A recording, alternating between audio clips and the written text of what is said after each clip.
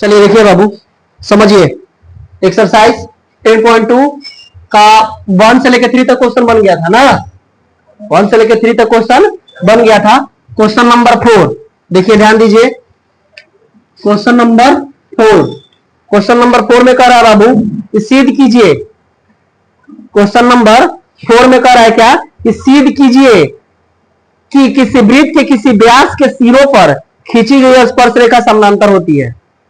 कह रहा है क्या, क्वेश्चन कर रहा है, फिर से समझिएगा। सिद्ध कीजिए कि किसी वृत्त के किसी व्यास के सिरों पर खींची गई स्पर्श रेखा समानांतर होती है। वृत्त के व्यास, जैसे मान लेते हैं, देखिए बाबू, एक वृत्त बनाया, तो क्या किए, वृत्त बनाए। वृत्त, इसका एक केंद्र है जिसका नाम O है। एक केंद्र है, पहले ही बता चुके हैं हम कि वृत्त में एक केंद्र होता है। ठीक है, वृत्त में क्या होता है, एक केंद्र होता है। वृत्त में क्या होता है, केंद्र होता है। तो केंद्र से होकर वृत्त के एक स्पर्श बिंदु से वृत्त के दूसरे स्पर्श बिंदु तक जो रेखा जाता है उसी को वृत्त का व्यास कहते हैं।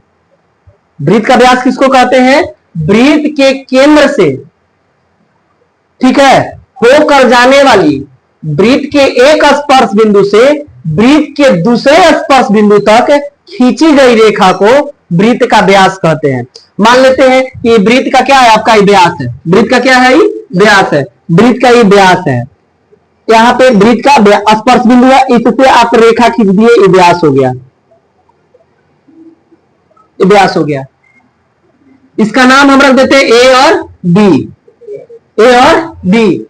ए जो बिंदु है, ए जो बिंदु है, ए जो बिंदु है, ठीक है, ए जो बिंदु है वो क्या है, ए जो बिंदु है वो बाबू आपका क्या है, वृत्त का स्पर्श बिंदु है।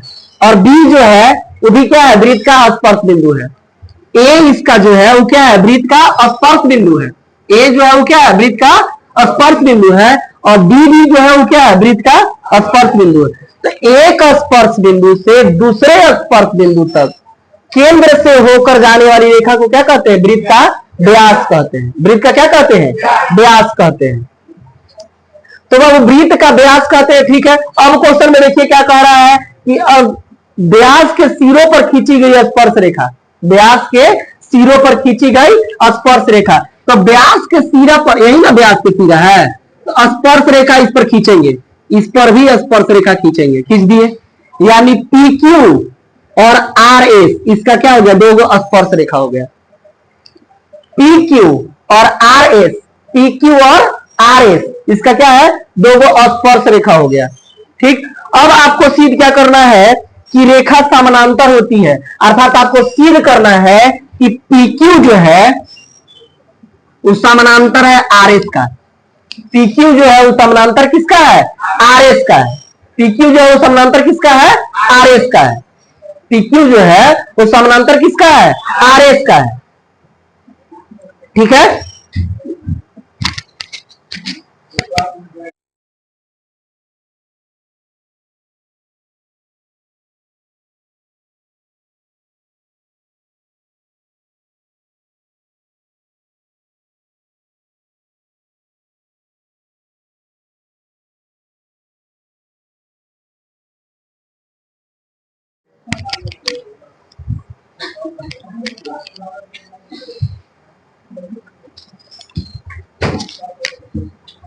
यानी PQ जो है वो समानांतर किसका है, RS का। PQ किसका समानांतर है, RS। यही प्रूव करना है आपको, ठीक है। तो लिखेंगे क्या कि चूंकि हम जानते हैं कि वृत्त के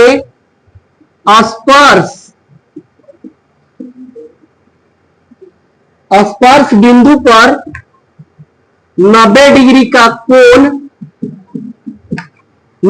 का कोण बनता है। ये चीज तो हम लोग जानते हैं कि वृत्त के स्पर्श बिंदु पर जो है कोण कितना डिग्री का बनता है, 90 डिग्री का। अब वृत्त के स्पर्श बिंदु कहां है, ध्यान दीजिएगा बाबू, वृत्त का स्पर्श बिंदु कहां है, A, तो यहां 90 डिग्री बनेगा। अब वृत्त के यहां भी स्पर्श बिंदु है तो यहां भी क्या बनेगा, 90 डिग्री का कोण बनेगा।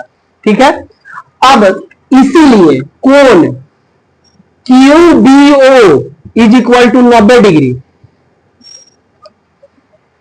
क्यू बी ओ 90 डिग्री और एंगल एस ए ओ बराबर भी 90 डिग्री। क्वेश्चन नंबर सेकंड,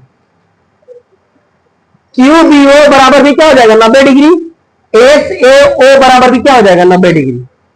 अब समीकरण 1 और 2 को जोड़िए, समीकरण 1 जोड़ 2, समीकरण 1 और 2 को जोड़ेंगे तो एक में क्या है Q B O plus S A O, देखिए क्यू बी ओ ई वाला एंगल और एस ए ओ ई वाला एंगल, ठीक है, बराबर ये भी 90 ये भी 90, 90 प्लस 90। ध्यान रखिएगा एलएचएस को एलएचएस से जोड़ते हैं और आरएचएस को आरएचएस से जोड़ते हैं, यानी angle Q B O plus angle S A O बराबर 180 डिग्री।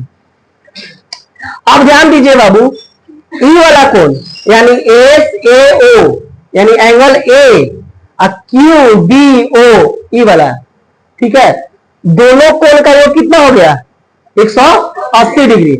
लिखेंगे कि चूंकि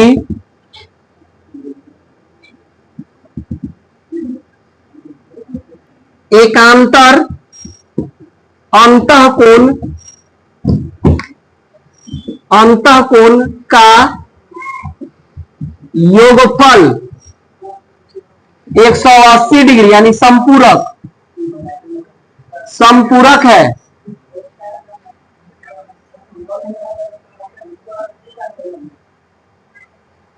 संपूरक है, ठीक है, एकांतर अंतःकोण का योग क्या है संपूरक है यानी 180 डिग्री है, ठीक है। ध्यान देंगे बाबू, ऊपर देखिए Q B O S A O यानी 180 डिग्री, ठीक है, 180 डिग्री। अब लिखेंगे कि चूंकि अंतःकोण का योगफल कितना है 180 डिग्री है, 180 डिग्री यानी क्या क्या कर सकते हैं 180 को संपूरक और 90 को क्या कहते हैं पूरक। दो को कोण जोड़ने के बाद अगर 90 डिग्री आता है, दो को कोण जोड़ने के बाद यदि 90 डिग्री आता है तो उसको कहते हैं पूरक, और दो को कोण जोड़ने के बाद यदि 180 डिग्री आता है तो उसको कहते हैं समपूरक, ठीक है। यदि दो कोण को जोड़ने के बाद आता है 90 डिग्री तो उसको कहेंगे पूरक, अगर दो कोण जोड़ने के बाद आता है 180 डिग्री तो उसको कहते हैं संपूरक, यानी 180 डिग्री क्या संपूरक है, समपूरक है, इसीलिए क्या PQ समानांतर RS प्रूव्ड।